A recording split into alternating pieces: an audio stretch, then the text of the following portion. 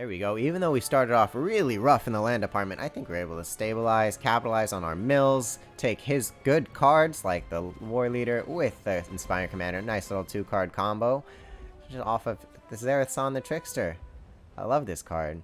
Hello, friends, Zara here, and welcome back to the channel. Today, we're finally playing that Dimir Rogue list now that Zendikar Rising has come out, and Rogues got quite a bit of new support. I'm really excited to play this deck. It's been performing very well, and as you can see from our pack opening, that Zendikar the Trickster's kind of figurehead for this deck. As you can see, I put them on a little box art there. Before we jump into the deck list, I'd just like to remind everybody that I post new content every Sunday, Wednesday, and Friday at 11:45 a.m. Pacific Standard Time. If you'd like to keep up with my content, down below, hit that subscribe button as well as the notification bell, and you'll be notified whenever I post these videos. Without further ado, let's jump into the deck list. To start things off, we have 4 Zulaport Duelist. He's 1 blue mana for a 1/1 Flash Human Rogue. When Zulaport Duelist enters the battlefield, up to 1 target creature gets -2/-0 until end of turn. Its controller mills 2 cards. So the -2/-0 is a little bit of like icing on top. The real point in playing this card is that he mills 2 cards, and our deck is really focused on having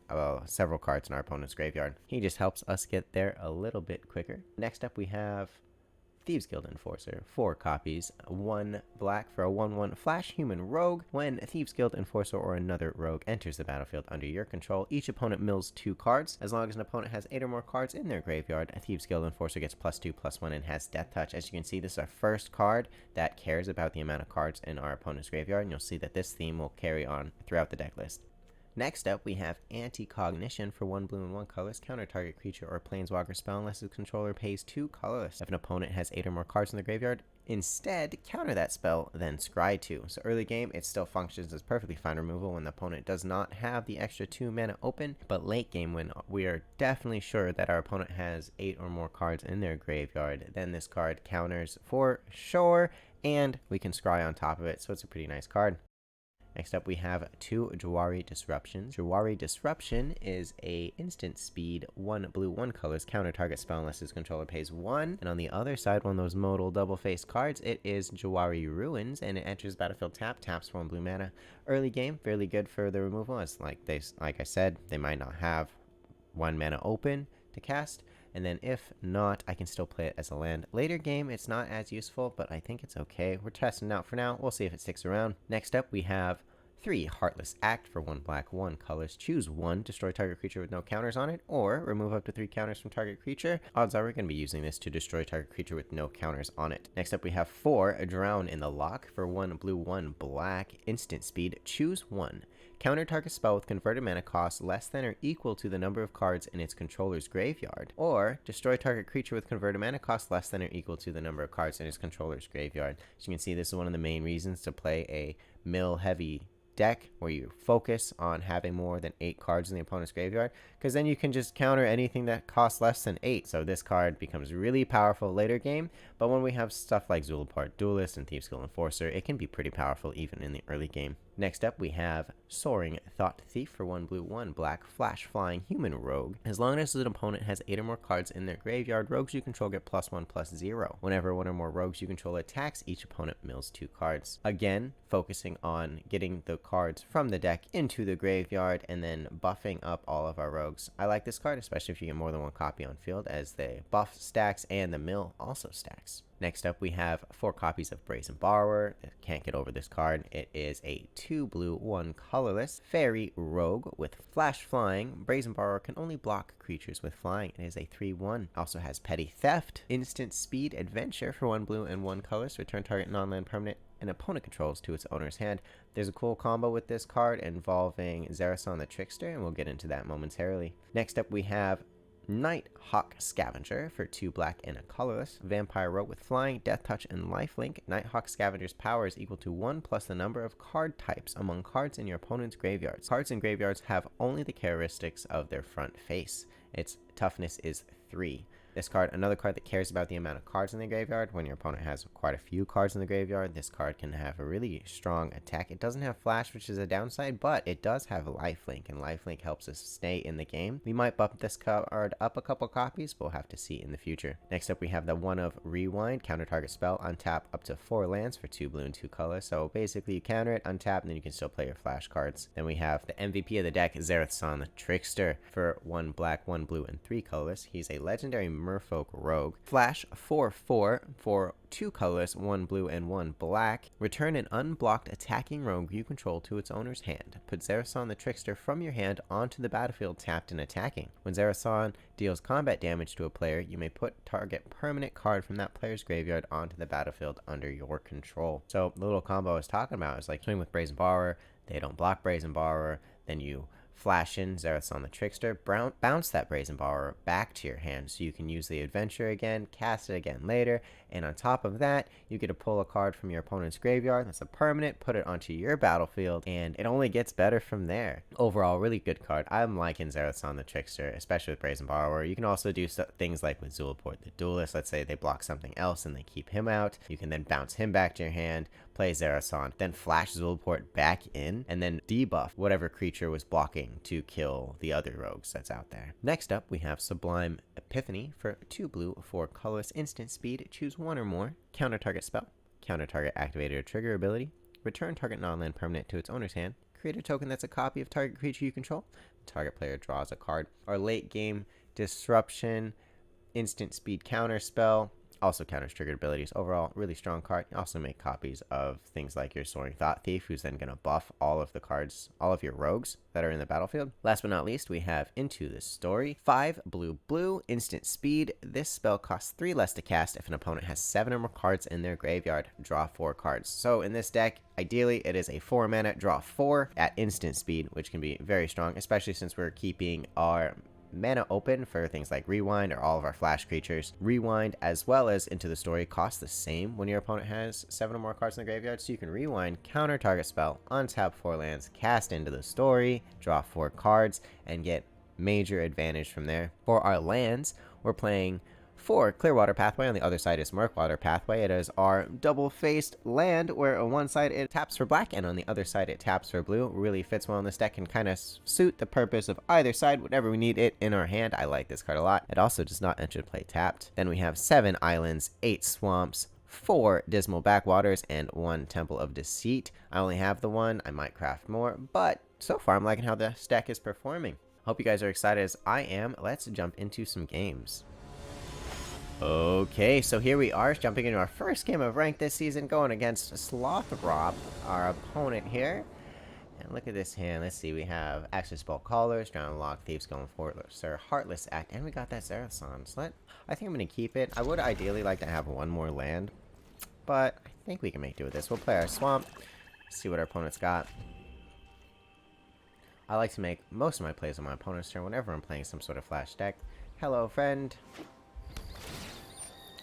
Playing Blossoming Sands. Okay, so they're playing green-white. Let's see. Let's mill them a couple. Let's see what's on the top there. Hey, we got rid of a pacifism. I'm happy to see that. We did not draw our land. Maybe we can get it next turn. We'll see. We really want to top deck a land. I did not want to see the second Zendikar the Trickster. He does work well with our Brazen Borrower, though. Play another green. Okay. Pass to attackers. He just ended his turn. Can we top deck a land? We did not top deck a land. That's not too good. Let's just swing. Hit him for 1. Pass the turn. Got a Thieves Guild Enforcer. That's something we can play. And also Drown the Lock. Anything that costs 2 mana. Heartless Act a creature if it's scary.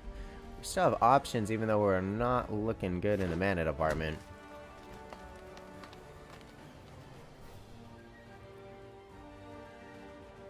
Let's see what he's got for 3.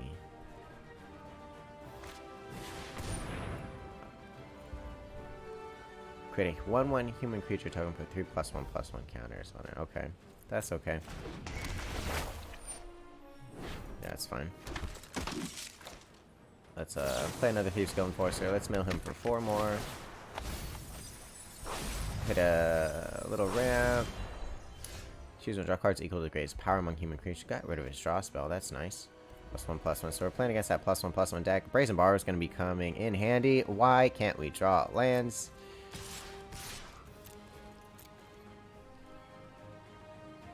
Gonna block it. I'm happy with this because then he doesn't get his +1/+1 counters, which I'm cool with.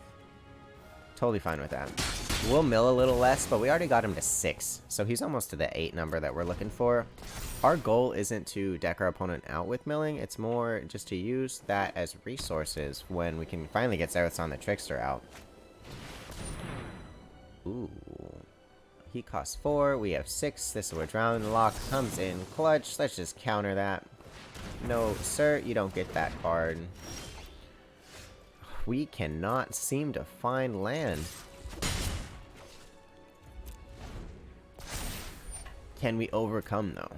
Can we overcome the land shortage? He's got a plethora of lands. This card didn't help him at all. It just basically spent 3 mana to kill a Thieves Guild Enforcer. And he'll create a gold token. Charm Stray, okay, that's fine. A little 1/1 kitty cat with lifelink. You gonna buff it? Other cats get +1/+1. Have protection from dogs. Well, I don't have any dogs. Whenever one or more cats you control deal combat damage to a player, destroy up to 1 target artifact or enchantment that player controls. Well, we don't really have artifacts or enchantments. That's fine. I do think we just killed the kitty, though. It's kind of a heartless act to do, but hey. All pun intended. But it's pretty heartless to kill a kitty cat. Well, let's see. I think that's the play, though. I think we just kill the cat. Bye-bye, kitty. Protection from dogs, but not protection from whatever's happening in this picture here. Ooh, +1/+1 counter. That was good. That was good. But now he's got the cards in his graveyards. That's okay. We can always bounce that. Let's not attack. Gold token.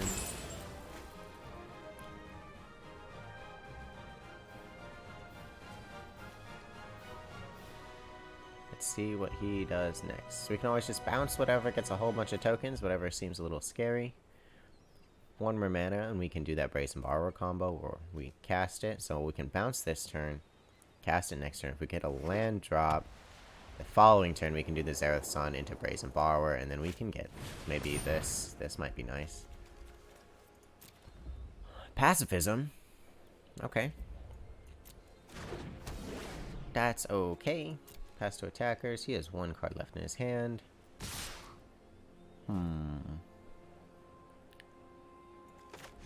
Let's bounce the big kitty.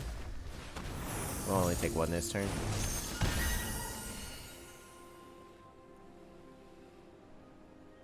Yep, cast your kitty back.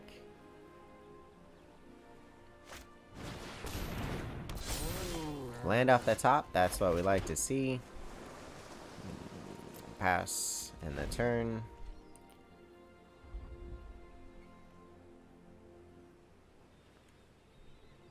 Interesting. So he's playing like a cat-based +1/+1 counter deck. That's not a cat. Like whenever one of our creatures you control attack, they gain indestructible at end of turn. Okay. So the question is, do we kill that now? Yes, we do, because Brazen Borrower.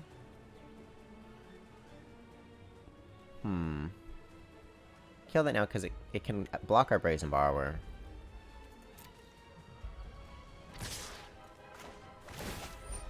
Yeah, that's fine. Let's kill that. We'll take 4. He'll gain 2. That's okay.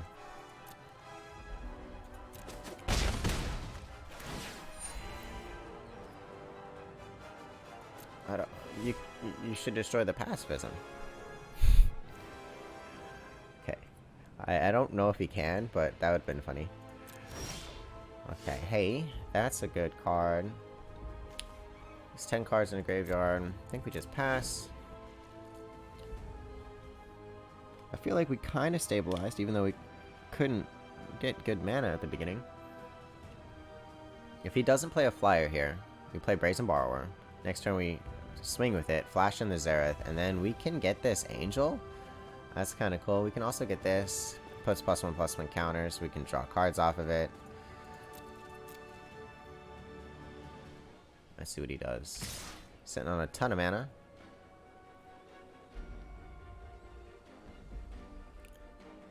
Okay with taking 4. That's okay. Does he have anything in here with lifelink? Those cats have lifelink, so you can get the warrior. That might be cool.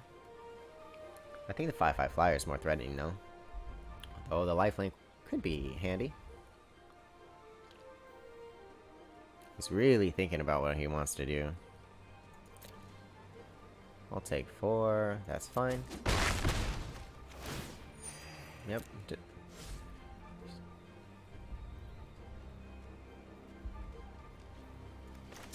Let's flash in our Brazen Borrower.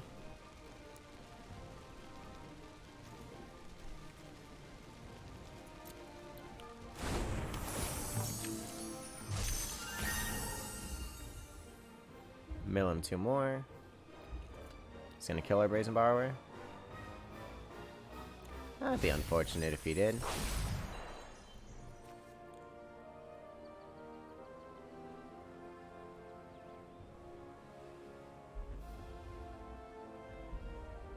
Just gonna passivism it?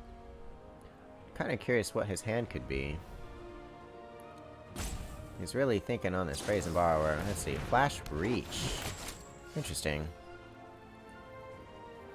Well...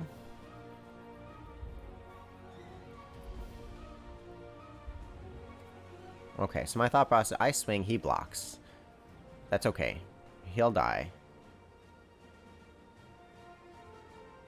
Then next turn he swings. I flash him in, and I block and kill that. And I can also bounce with Brazen next turn. I think this swing is fine. Can't block anyway, so he's not gonna block. So I think we get Inspiring Commander, honestly. I think that's the play.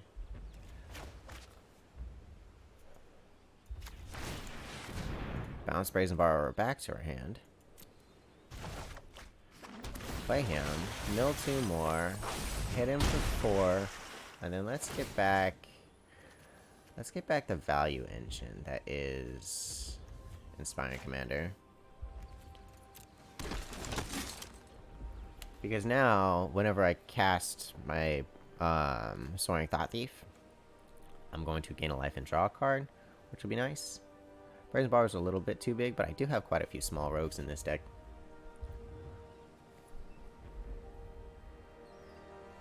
It's also a 1/4 blocker, but I don't really know how important that's going to be. Swing with everything. Fine. So we're getting pretty low on that life total. This is going to let us scry.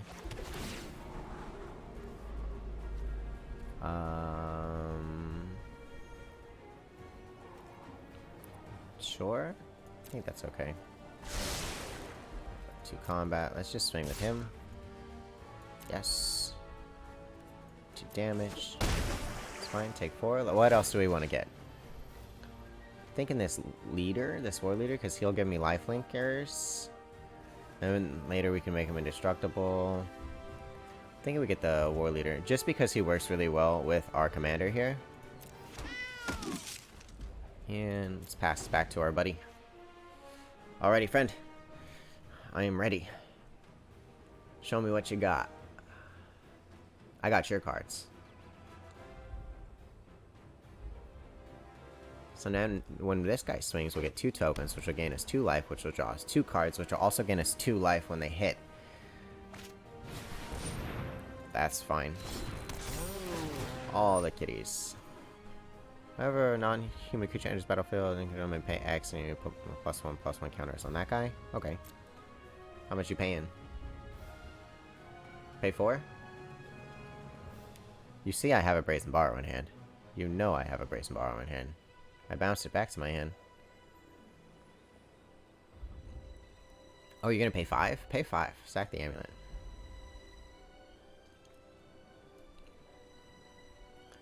He's thinking hard. I feel like we're in a pretty alright spot, actually. We should stabilize off of our opponent's life gain, and he did pay the 5, so let's go ahead and bounce this guy back to the hand.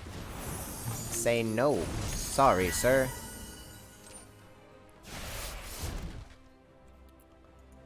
Now he can swing, we can flash on our Soaring Thought Thief, and we can actually kill this one. Actually, he probably shouldn't swing, we have the War Leader. We can kill both of these swings on... I think we flash him in anyway. Get a couple mills, get a draw, gain a life. That's looking good.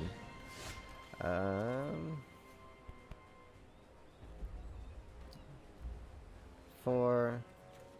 That leaves 2. If I want a Brazen Borrower, I want the untapped land. Combat, let's swing, swing, swing.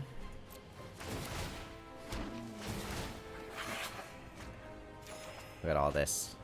I like it. Thank you for your cards, my friend. 2 blockers.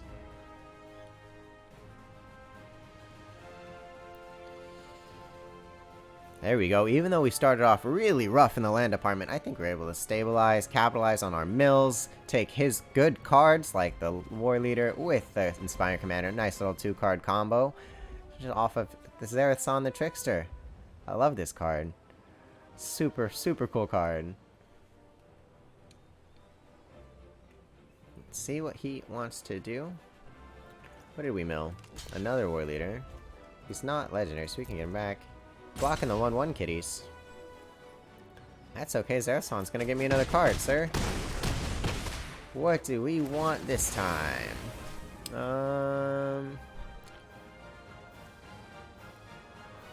Let's get the big one. Yeah, let's get the flyer. That's a pretty cool card. We'll pass.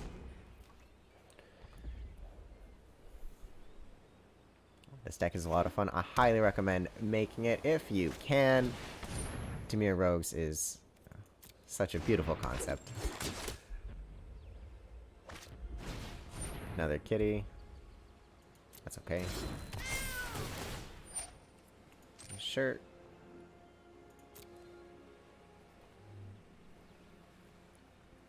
How much are you paying for all those +1/+1 counters? Brazen Bar cares not about those +1/+1 counters. Just gonna pay 3. That's fine.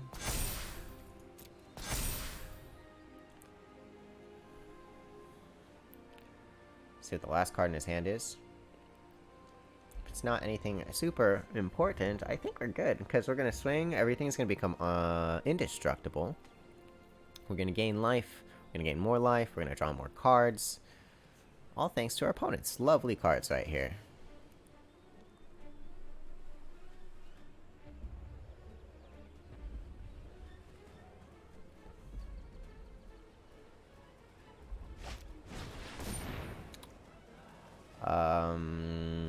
Yeah, let's just bounce that guy back to your hand, sir.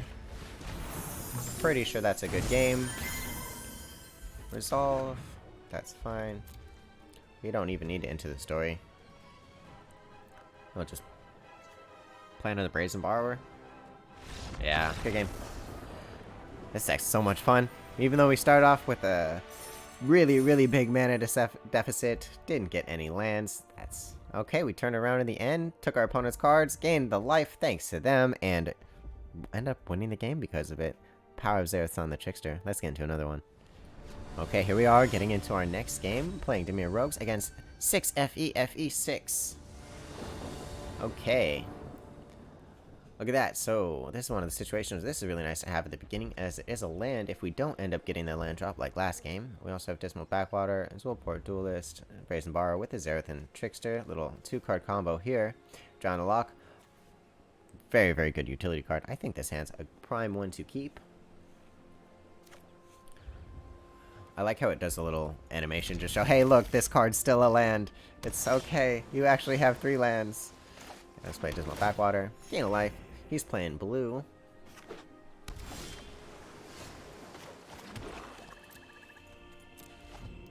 see what kind of blue deck he's playing. Flying. Are we okay with the 3 land? Do we really want the 4? I mean, we can still draw one. I don't want him drawing cards. I just don't want to deal with that thing. It probably was a waste of a counter spell. I just really don't like it. And we found the land anyway.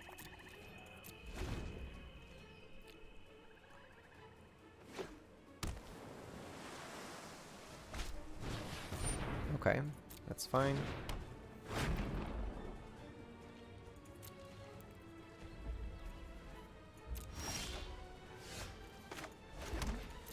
Very slow start. Nobody really wants to do anything. I can always flash the teleport duelist in, give him -2, -0, then kill him. But if he casts a creature with flying, that kind of makes that not so good. He's thinking about casting something right now.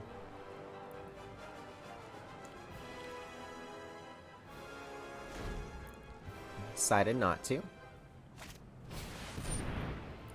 Okay.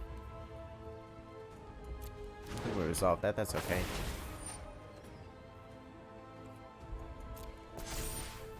We can always bounce this.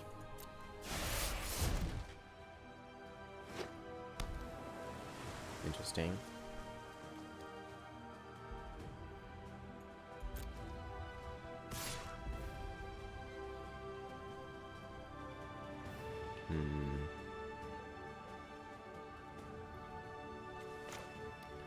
An idea.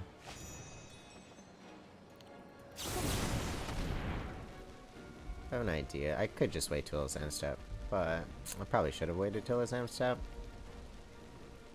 See if we get a negate out of him. Lofty Denial? He's got enough open for it.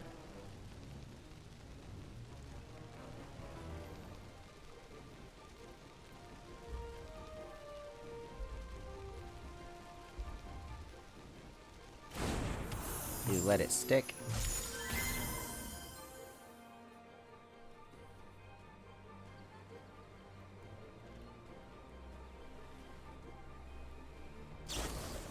Unsummon it? Okay.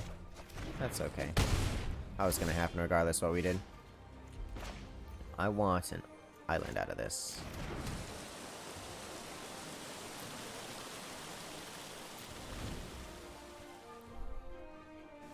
Let's see if Slow and Steady wins the race. He doesn't have anything. I mean, this is a nice card to get just because when I get it, I get to draw a card, so. Flash and Zulaport the Duelist.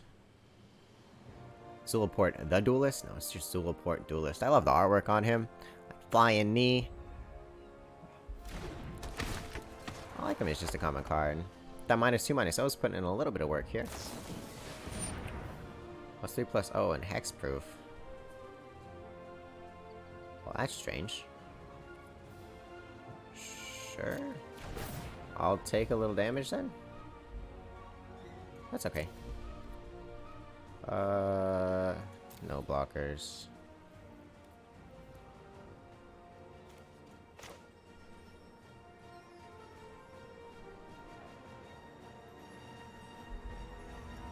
That's fine.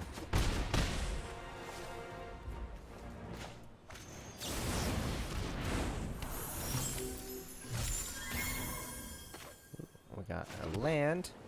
Let's swing with both.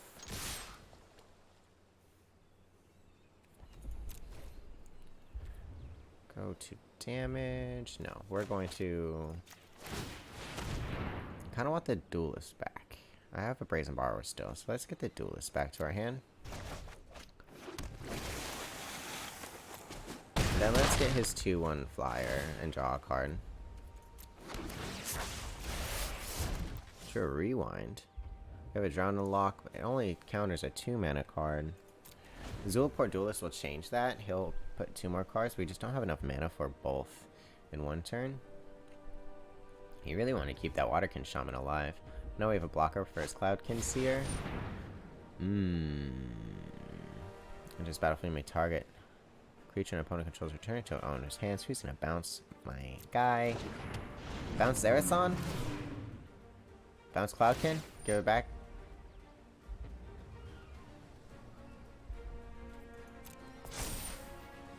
Wait, you're really gonna bounce my Brazen Borrower? Why?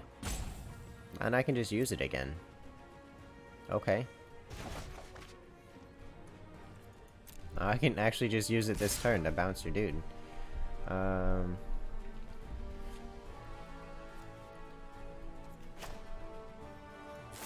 actually gonna use the Duelist though. And he's gonna debuff that. And we're gonna block there. We'll take 3.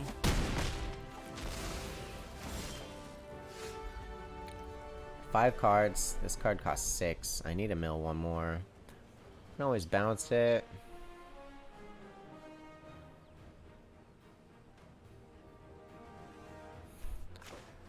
I think we will actually. Let's bounce it. I'm okay if he bounces something else back to my hand. If he bounces him, I can just play Brazen Borrower, do the whole trick again, and just keep looping the 2 cards back and forth. But let's get another draw off of his Cloud Concealer. Ooh, wait. Whenever you cast a non-creature spell, control get +1/+1. Ooh. Let's get this guy instead. Because now when we bounce something, I can give things +1/+1 till end of turn. There's 4 cards in graveyard. So actually, you know, we just rewind. I forgot how much mana I had. This is good. Sorry, buddy. The duel, and then one of each. How's that? We can enter the story still, so we can draw a whole bunch. I don't think he's gonna do anything too scary. Yep, that's the game. Slow and steady wins the race. Just start taking their stuff. That's an okay game. Got that rank up. Look at me. I made it to silver 4. Ah. Whew. Wish me congratulations. Comment below. That was some tough work, man. It's my first time reaching silver.